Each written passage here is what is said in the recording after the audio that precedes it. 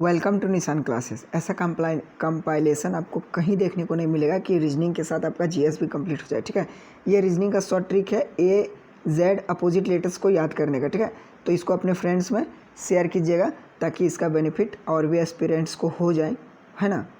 तो देखिए ए जेड से क्या हम लोग शॉर्ट ट्रिक बनाएंगे, आज़ाद बनाएंगे। हाँ, ए जेड से आज़ाद बनेगा। आज़ाद हिंद फौज का गठन हुआ था 15 दिसंबर 1941 को। 15 दिसंबर 1941 को आज़ाद हिंद फौज का गठन हुआ था। ठीक है, ए जेड से हम लोगों को आज़ाद याद रखना है।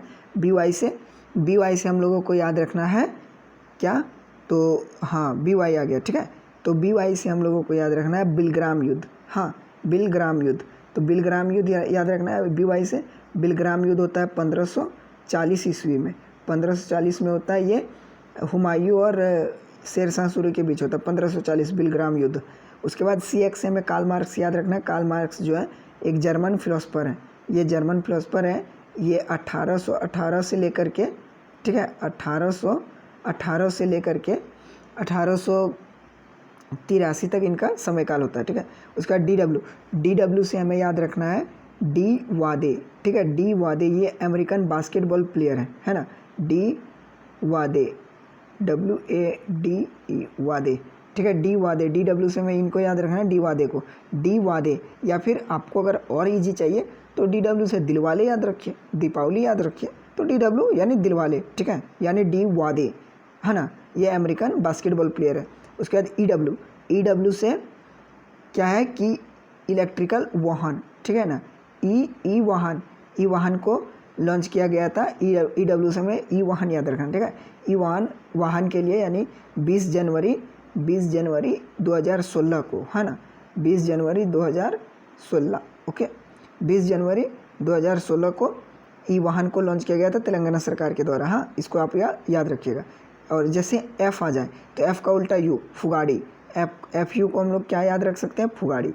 ठीक है, फुगाड़ी जो है महाराष्ट्र का फोल्क डांस है, यानी लोक नृत्य है। ठीक है, एफ यू फुगाड़ी, फुगड़ी होता है वैसे तो फुगड़ी। हाँ, उसके बाद जीटी रोड, इसको आप घरवा टांड भी बोल सकते हैं या फिर ग्रैंड ट्रैक्स रोड। ठीक है, GT road, grand track trans road. तो जीटी रोड, सबसे पहला जीटी रोड जो है ना कोलकाता से लेकर के पेशावर तक, और ये कौन बनाया था, शेरशाह सूरी का जीटी रोड बड़ा फेमस है। इसके नाम भी आप सुने होंगे। तो यहाँ आपको जी आए जीटी, यानी कि जी जैसे आपका नज़र आए तो जीटी रोड शेरशाह सूरी याद आ जाना चाहिए। ठीक है, उसके बाद एचएस, तो पहले हाई कोर्ट, उसके बाद सुप्रीम कोर्ट। ठीक है, ज़्यादा पावरफुल है सुप्रीम कोर्ट, उसके बाद हाई कोर्ट। तो हम लोग यहाँ असेंडिंग ऑर्डर में चल रहे हैं। ठीक है, असेंडिंग में चलेंगे तो पहले हाई कोर्ट आएगा फिर सुप्रीम कोर्ट। तो एचएस से हम लोग को याद रखना है हाई कोर्ट, उसके आगे सुप्रीम कोर्ट है। हाई कोर्ट में अगर आपका सुनवाई नहीं हुआ तो सुप्रीम कोर्ट है उसके आगे। IR से याद रखना है इरविन समझौता, इसको गांधी इरविन समझौता भी कहते हैं या फिर पूना पैक्ट कहते हैं। ठीक है, पूना पैक्ट, तो ये 1932 में होता है। ये क्वेश्चन कई बार पूछा जाता है।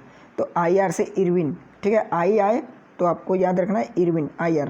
ठीक है, JQ से जैकलिन नहीं, नो, जैकलिन नहीं, JQ से आपको याद रखना है क्या, जलालुद्दीन और ये कुतुबुद्दीन। और ये दोनों उद्दीन जो है ना फाउंडर है।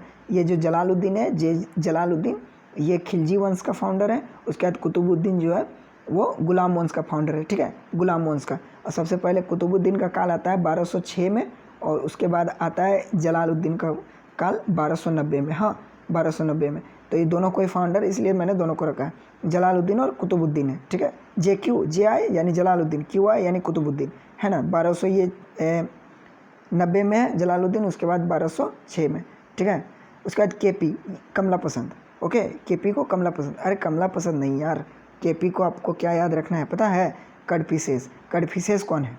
हाँ, ये जो KP है ना, इससे आपको कडफिसेस याद रखना है। कडफिसेस क्या है कि ये कुषाण वंश का फाउंडर है, कडफिसेस। ठीक है, कुषाण वंश का, ये कुषाण वंश का फाउंडर है।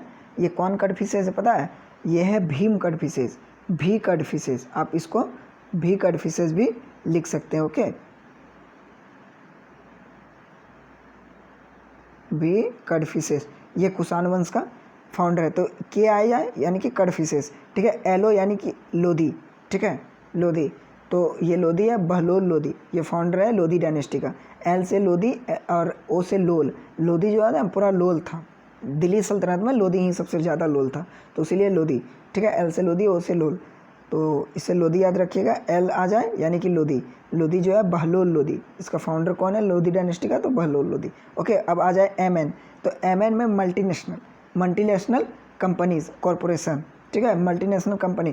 तो सबसे पहला मल्टीनेशनल कंपनी जो था 1602 में बना था इंडिया में। इंडिया का सबसे पहला मल्टीनेशनल कंपनी जो ब्रिटिश के द्वारा बनाया गया, ईस्ट इंडिया कंपनी के द्वारा बनाया गया, वो था डच, ठीक है, ध्यान से आप लोग नोट कीजिएगा, Dutch east India company. Okay, Dutch east India company जो था पहला मल्टीनेशनल कंपनी था। एमएन से हमको यही याद रखना है, डच ईस्ट इंडिया कंपनी वो सबसे पहला मल्टीनेशनल कंपनी था जो ईस्ट इंडिया के द्वारा बनाया गया, और ये 1602 ईस्वी में बनाया गया। तो थैंक यू, आई होप आपको मेरा कंटेंट अच्छा लगा होगा।